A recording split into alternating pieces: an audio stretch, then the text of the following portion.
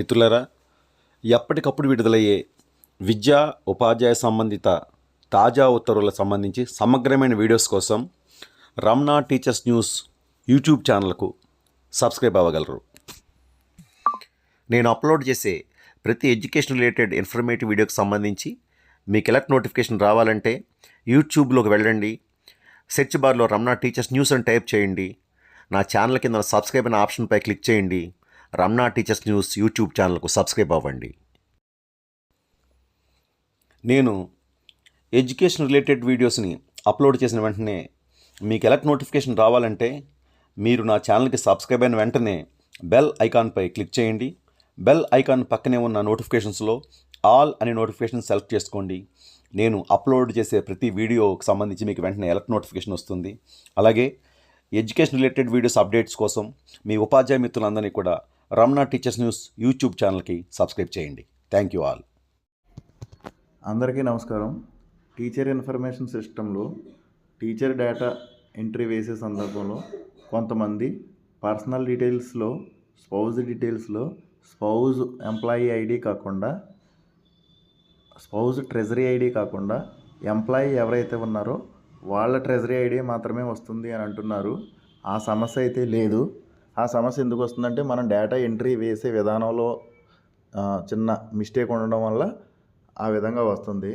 మీరు ఒకసారి గమనించినట్లయితే ఆ మిస్టేక్ రాకుండా ఉండడానికి డేటా ఎలా ఎంట్రీ చేయాలో నేను ఒకసారి మీకు ఈ వీడియోలో చూపిస్తాను, చూడండి ఒకసారి. ఫస్ట్ ఏ విండోలో అయినా డేటా ఎంట్రీ చేయాలంటే మనం ఫస్ట్ క్లిక్ చేయాల్సింది ఎడిట్ ఆప్షన్కి వెళ్ళి ఎడిట్ ఆప్షన్ ద్వారానే డేటా ఎంట్రీ అనేది వేయాలి.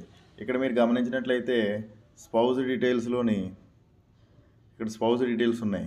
చాలామంది ఏం చేస్తున్నారంటే ఇలా ఎడిట్ ఆప్షన్ నొక్కి స్పౌజ్ ట్రెజరీ ఐడి అదిని డైరెక్ట్గా ఇక్కడ ఎంట్రీ వేసి ఎడిట్ చేసి మార్చడానికి ట్రై చేస్తున్నారు, మార్చి స్కూల్ నేమ్ కానీ ట్రెజరీ ఐడి నేమ్ కానీ స్పౌజ్ నేమ్ కానీ ఎడిట్ చేసి కరెక్ట్ చేసి సేవ్ చేస్తున్నారు. సేవ్ అవుతుంది. అయితే అదేమవుతుంది, ప్రివ్యూలో పీడిఎఫ్లోకి రావట్లేదు. ఎందుకు అంటే మీరు చేయాల్సింది ఈ విధంగా కాదు. ఇక్కడ మీరు చేయాల్సింది ఏంటంటే కరెక్ట్ ప్రొసీజర్ ఏంటంటే ఒకసారి గమనించండి. ఫస్ట్ ఏంటంటే ఈ స్పౌజ్ డీటెయిల్స్లో మీరు your spouse is a defence service man అన్నప్పుడు ఒకసారి దీన్ని సెలెక్ట్ చేసుకుని ఎస్ పెట్టండి. అలా ఎప్పుడైతే ఎస్ పెట్టారో మీరు ఆల్రెడీ ఇంతకుముందు ఎంట్రీ చేసిన స్పౌజ్ డీటెయిల్స్ అనేవన్నీ డిసప్పేర్ అవుతాయి, అంటే డేటా ఎరేజ్ అయిపోతుంది. ఇప్పుడు ఏం చేయాలి, మళ్ళీని ఇక్కడ your spouse is a defence service man అన్న దగ్గర మళ్ళీ ఇది నో సెలెక్ట్ చేసుకుని నెక్స్ట్ దానిలోకి వెళ్ళి your spouse is a government employee అన్నది ఎస్ పెట్టి తర్వాత ఇక్కడ గవర్నమెంట్ టీచర్ సెలెక్ట్ చేసుకుంటే ఇక్కడ అబ్జర్వ్ చేయండి, ఇక్కడ స్పౌజ్ ట్రెజరీ ఐడి అని వస్తుంది. ఈ స్పౌజ్ ట్రెజరీ ఐడి పక్కన గ్రీన్ కలర్లో గో అన్న ఆప్షన్ ఉంటుంది. మీరు ఇందాక ఎడిట్ చేసినప్పుడు ఈ గో అన్న ఆప్షన్ రాదు. ఈ గో అన్న ఆప్షన్ రాకుండా మీరు స్పౌజ్ డీటెయిల్స్ వేసినా కూడా అవి కరెక్ట్గా సేవ్ అవ్వవు. సో మీరు ఇప్పుడు ఏం చేయాలంటే ఇలాగా గో ఆప్షన్ వచ్చిన తర్వాత ఇక్కడ మీ స్పౌజ్ యొక్క ట్రెజరీ ఐడి వేయండి. ఈ విధంగా వేసిన తర్వాత ఇప్పుడు ఈ పక్కన ఉన్న గో మీద క్లిక్ చేస్తే స్పౌజ్ డీటెయిల్స్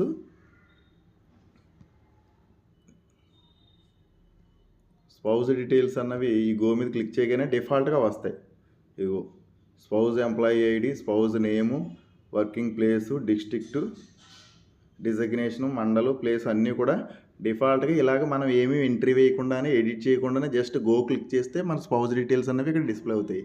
ఇలా డిస్ప్లే అవినవి మనం సేవ్ చేస్తేనే మన పీడిఎఫ్లో ప్రివ్యూలో సేవ్ అయ్యి కరెక్ట్ డేటా వస్తుంది. అలా కాకుండా మీరు ఓపెన్ చేసి ఎంతసేపు దాన్ని ఎడిట్ చేసి ఆ నెంబర్స్ మార్చడం, నేమ్ మార్చడం చేసినంతసేపు ఈ స్పౌజ్ డీటెయిల్స్ అన్నవి కరెక్ట్గా సేవ్ అవ్వవు. ఇది అందరూ గమనించి ఈ విధంగా స్పౌజ్ డీటెయిల్స్ ఏమన్నా ఇబ్బంది ఉంటే మోడిఫై చేసుకోగలరు. Thank you.